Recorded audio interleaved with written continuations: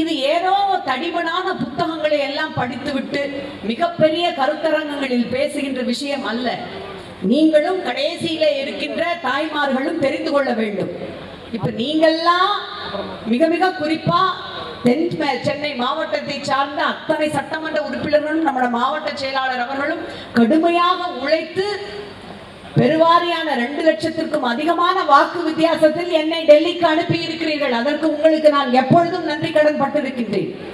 அப்படி நாங்கள் அனுப்பப்பட்ட நாடாளுமன்ற உறுப்பினர்கள் தமிழ்நாட்டிலே இருந்து 40 பேர் இருக்கின்றோம். இந்த 40 பேரும் ஒன்றிய அரசாங்கத்தை நோக்கி மிக காத்திரமாக குரல் எழுப்புகின்றோம், கேள்விகள் கேட்கின்றோம், நிதியை தாருங்கள் என்கின்றோம். அத்தனையும் இப்பொழுது கூட செவிடன் காதில் ஊதிய சங்கு போல இருக்கின்றது. நம்முடைய வெள்ள பாதிப்பின் பொழுது போய் அங்கே நிதி தாருங்கள் என்று கேட்டோம். மாண்புமிகு முதலமைச்சர், நாடாளுமன்ற உறுப்பினர்கள் அத்தனை பேரும் போய் கோரிக்கை வைத்தோம். வந்தார்கள் ஒன்றிய அமைச்சர்கள், பார்த்தார்கள், சென்றார்கள், நிதி தரவில்லை. மிக சமீபத்திய பெஞ்சல் புயலின் போதும் கோரிக்கை வைக்கப்பட்டது, அதற்கும் நிதி தரவில்லை. ஆனால் பாருங்கள், அதிகமான வருமானத்தை ஈட்டித் தருவது தமிழ்நாடு, அதிக வரியை கட்டுவது தமிழ்நாடு, ஜிஎஸ்டி இழப்பீட்டு தொகை நமக்கு இல்லை, இன்று வரை தரப்படவில்லை, அந்த நிலையால் இன்று வரை அவதியுறுவது தமிழ்நாடு. மத்திய அரசாங்கம் ஒரு நிதி ஆயோக் என்கின்ற அமைப்பின் மூலமாக மாநில அரசுகள் எப்படி செயல்படுகின்றன என்கின்ற ஒரு கணக்கெடுப்பை நடத்தும். அப்படி ஒன்றிய அரசு நடத்துகின்ற அந்த நிதி ஆயோக் அந்த பட்டியலில் 2வது இடத்திலே நாம் அதிக வருமானத்தை ஈட்டித் தருகின்ற இடத்திலே தமிழ்நாடு இருக்கின்றது. 3வது இடத்திலே கல்வி, பொருளாதாரம், மருத்துவம், விளையாட்டுத்துறை அத்தனையிலும் தமிழ்நாடு இடம் வகிக்கின்றது. வரி கட்டுவதிலே முதல் இடத்திலே இருக்கின்றது. இத்தனை சிறப்புகளை உடைய நமக்கு இப்பொழுது 40 சட்டமன்ற பாராளுமன்ற உறுப்பினர்கள் இருக்கின்றார்கள். இது எந்த அடிப்படையிலே தரப்படுகிறது என்றால், நம்முடைய தமிழ்நாட்டினுடைய மக்கள் தொகையை கணக்கிட்டு as per the proportion, இவ்வளவு மக்கள் தொகை என்றால் அதற்கு இத்தனை உறுப்பினர்கள் என்று தரப்படுகின்றது. இந்த மக்கள் தொகைக்கான பெஞ்ச்மார்க் அளவீடு என்பது 970களில் வைக்கப்பட்ட அந்த பெஞ்ச்மார்க். அப்பொழுது முறையாக அமல்படுத்தப்பட்ட குடும்ப கட்டுப்பாடு திட்டத்தை வெற்றிகரமாக நடத்திய ஒரே மாநிலம் நம்முடைய தமிழ்நாடு தான். ஆகவே நம்முடைய மக்கள் தொகை என்பது கிட்டத்தட்ட சமநிலைக்கு வந்துவிட்டது.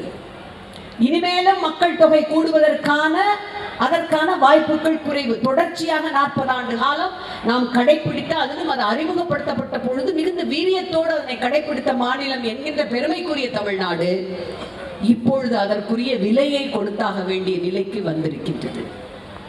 உத்தரப்பிரதேசம், பீகார் போன்ற வட மாநிலங்கள் மக்கள் தொகை கட்டுப்பாடு திட்டத்தை நம்மை போல மிக செப்பமோடு கையாளவில்லை. அவர்களுக்கு மக்கள் தொகை அதிகரித்திருக்கின்றது. ஆகவே தொகுதி மறு சீரமைப்பு என்று வரும்பொழுது மக்கள் தொகையை கணக்கெடுத்து அதன் மூலமாக தொகுதிகளை அவர்கள் அறிவித்தால், வரையறுத்தால், உத்தரப்பிரதேசத்திற்கு ஏற்கனவே இருக்கின்ற பாராளுமன்ற உறுப்பினர்கள் 3 மடங்கு அதிகமாவார்கள். பீகாருக்கு 2 மடங்கு அதிகமாவார்கள். இப்படி வட மாநிலங்களிலெல்லாம் மக்கள் தொகையை வைத்து கணக்கிடப்படுவதால் அவர்களுடைய எண்ணிக்கை அதிகரிக்கும். நம்முடைய தமிழ்நாட்டிற்கு 8 இடங்கள் குறைக்கப்படும். இது ஏன்? நாங்கள் மக்கள் தொகை கட்டுப்பாட்டை மிகச் சரியாக கடைபிடித்து நாட்டின் நலனுக்கு எங்கள் பங்களிப்பை தந்ததாலா என்றுதான் ஒன்றிய அரசை பார்த்து நம்முடைய மாண்புமிகு முதலமைச்சர் கேள்வி எழுப்புகின்றார்.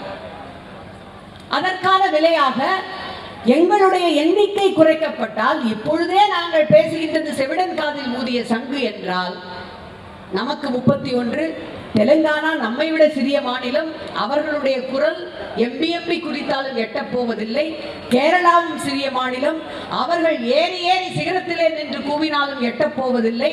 கர்நாடகாவிலும் இதே கதைதான். ஆகவேதான் அவர்களுடைய திட்டம் என்பது தென்னகத்தினுடைய மாநிலங்களுடைய உதவி இல்லாமலேயே, நீங்கள் எங்களை எதிர்க்கிறீர்கள் அல்லவா, கொள்கை ரீதியாக மதத்தின் மூலமாக அரசியல் செய்யாதீர்கள் என்று எங்களுக்கு அறிவுரை சொல்லி சுட்டுகிறீர்கள் அல்லவா, உங்களுடைய உதவிகள் இல்லாமலேயே நாங்கள் அங்கே ஆட்சியை பிடிக்க முடியும். 543 பேர் தான் இப்ப பாராளுமன்ற உறுப்பினர்கள். ஆனால் புதிய பாராளுமன்ற கட்டடத்தில் 842 பேருக்கு மேல் அமரக்கூடிய வகையிலே இருக்கைகள் செய்யப்பட்டு அங்கே அந்த புதிய நாடாளுமன்ற கட்டடம் கட்டப்பட்டிருக்கின்றது. காரணம் என்னவென்றால் இதுதான் ஒன்றிய பாஜக பாசிச அரசினுடைய நீண்டகால திட்டம். வடமாநிலங்களுக்கு பாராளுமன்ற உறுப்பினர்களுடைய எண்ணிக்கையை இந்த மக்கள் தொகையினுடைய அடிப்படையில் அதிகரித்து விட்டால் நமக்கு கொள்கை ரீதியாக நான் தமிழன், நான் தமிழச்சி என்று தமிழ் மொழியோடும் எங்களுடைய மாநிலம் என்பது எங்களுக்கான கல்வி உரிமையை தாருங்கள் என்று நம்முடைய மாண்புமிகு முதலமைச்சர் சொல்கின்றார் அல்லவா, நம்முடைய குழந்தைகளுடைய கல்வியை பறிக்காதீர்கள் என்று வைத்திருக்கின்ற திட்டங்களுடைய பெயர்களை பாருங்கள். சமக்ர சிஷ்ய அபியான் திட்டம். யாருக்காவது என்னுடைய அர்த்தம் தெரியுதா? சுருக்கமா SSA திட்டம்னு சொல்றதுதான். அந்த திட்டத்தில் ஒன்றிய அரசு நமக்கு கொடுக்க வேண்டிய 2000 கோடி ரூபாயை நிலுவையில் வைத்திருக்கின்றது. சொல்லுகின்றார் மாண்புமிகு நிதி அமைச்சர் அவர்கள், மேதமை மாண்புமிகு நிர்மலா சீதாராமன் அவர்கள், இது பெண்களுக்கான பட்ஜெட் என்று. இந்த 2000 கோடி நிலுவையிலே வைத்திருப்பதால் நம்முடைய தமிழ்நாட்டில் இருக்கின்ற 30,000 ஆசிரியர்களுக்கு சம்பளம் கொடுக்க முடியவில்லை. அந்த ஆசிரியர்களில் பெண்கள் இல்லையா?